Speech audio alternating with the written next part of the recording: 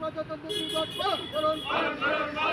৭৭তম প্রজাতন্ত্র দিবস পালন করুন। ৭৭তম প্রজাতন্ত্র দিবস আমরা পালন করছি। আমাদের মধ্যে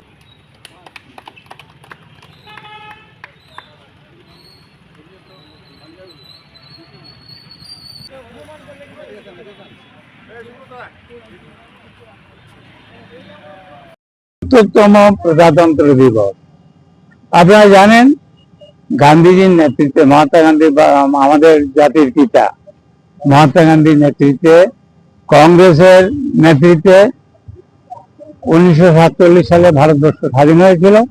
1950 সালে আমাদের সংবিধান লাগু হয়েছিল।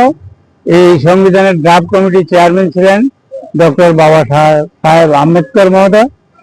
ওই 1950 সাল থেকে আজ অব্দি আমরা এই 26শে জানুয়ারিকে প্রজাতন্ত্র দিবস হিসাবে পালন করে থাকি। এবং আজকে আমরা এআইসিসির প্রোগ্রাম অনুযায়ী প্রদেশ কংগ্রেস এবং প্রত্যেকটা ব্লক আমরা করছি। এটা আমাদের ব্লক হলো বনমালীপুর ব্লক, এর ওয়ার্ড নাম্বার 25।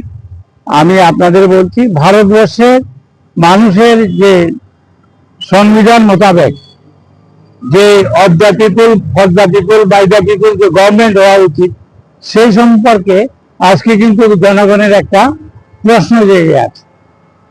যে ডেভেলপমেন্ট হয়েছে আগে, সেটার জন্য কোথায় স্তব্ধ হয়ে।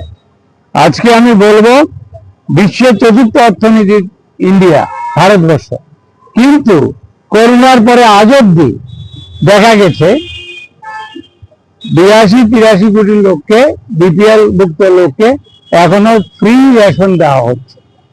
তাইলে স্বাবলম্বীর দিক থেকে, স্বাবলম্বতার দিক থেকে আমার মনে হচ্ছে কোথাও যেন একটা খামতি রয়ে গেছে।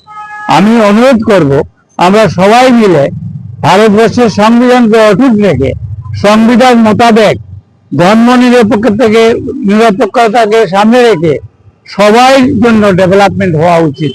বেকার, শ্রমিক, কৃষক, মেহনতি মানুষ সবার ডেভেলপমেন্ট হওয়া উচিত।